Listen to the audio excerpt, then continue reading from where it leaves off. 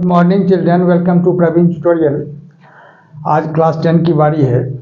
JAC board का examination नज़दीक है और उसी का कुछ इंपॉर्टेंट क्वेश्चन मैं लेके आया हूँ, क्योंकि जैक बोर्ड का मैथ्स जो है सो 1-2 दिन के अंदर ही है। थोड़ा सा ध्यान दीजिए, क्वेश्चन है क्या और करना कैसे है।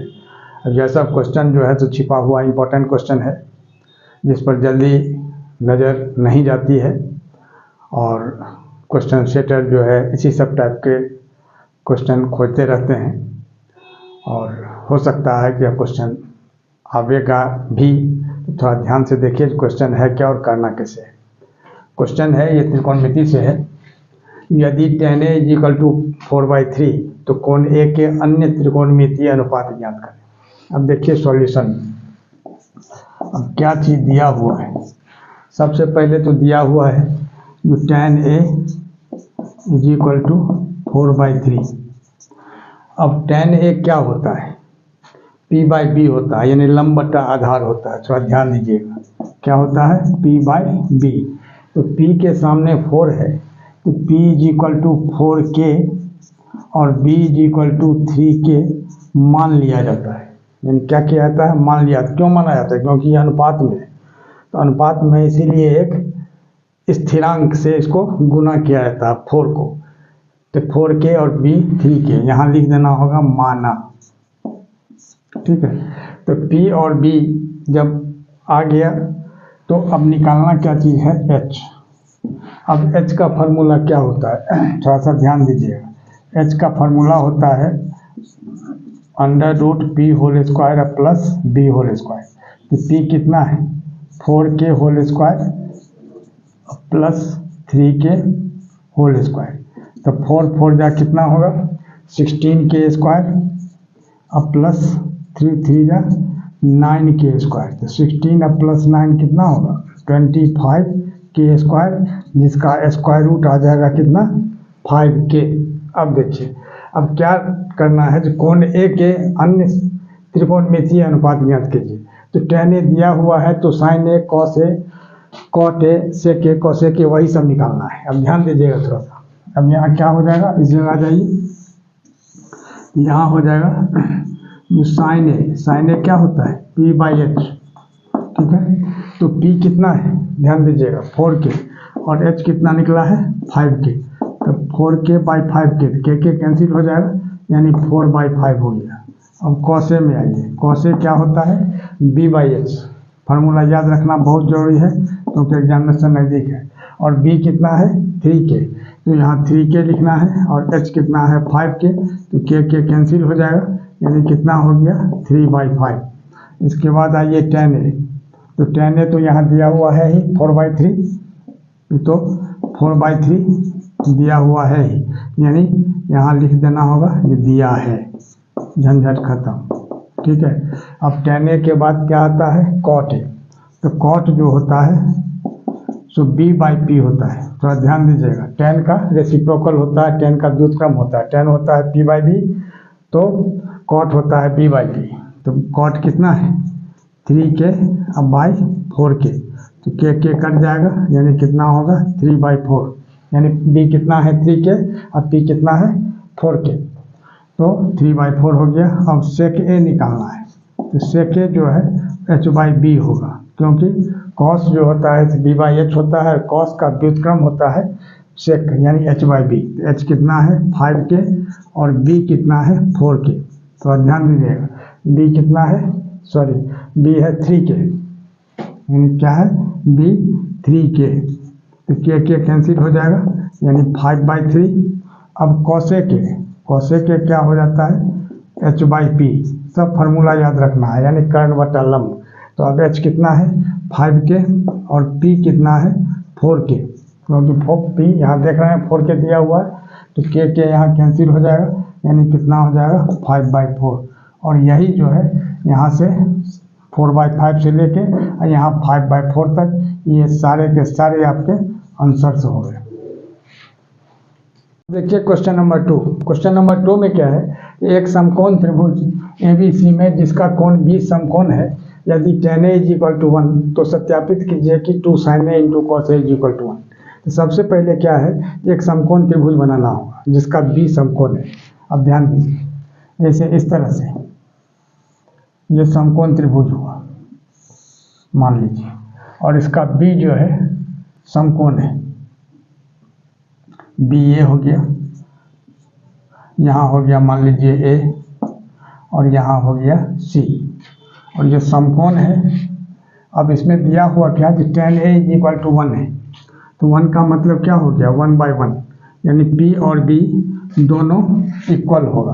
ध्यान दीजिएगा थोड़ा सा, ये क्या होगा, दोनों इक्वल होगा, तो A B यहाँ C हो गया। अब ध्यान दीजिए, अब इसमें दिया हुआ है जो tan A = 1। अब सॉल्यूशन में क्या करना होगा, अब ध्यान दीजिए, जो tan A = 1 दिया हुआ है, तो tan A = 1, तो 1 को क्या लिखा जा सकता है 1/1, क्योंकि किसी को भी आप डिनोमिनेटर में आप 1 लिख सकते हैं। तब यहाँ 1/1 हो गया, और tan A का फॉर्मूला क्या होता है P/B, यानी लंब बटा आधार।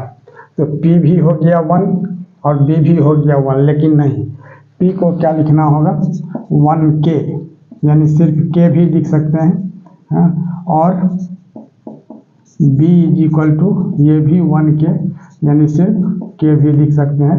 यहाँ लिख देना होगा माना, ठीक है, तो मान लेना पड़ता है क्योंकि अनुपात में है।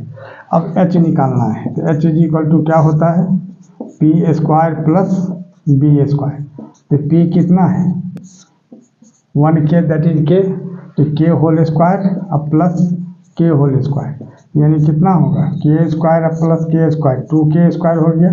तो 2 का स्क्वायर रूट तो निकलता नहीं है, निकलेगा तो पॉइंट में निकलेगा, इसलिए ये √2 हो जाएगा, K² का हो जाएगा K, ठीक है।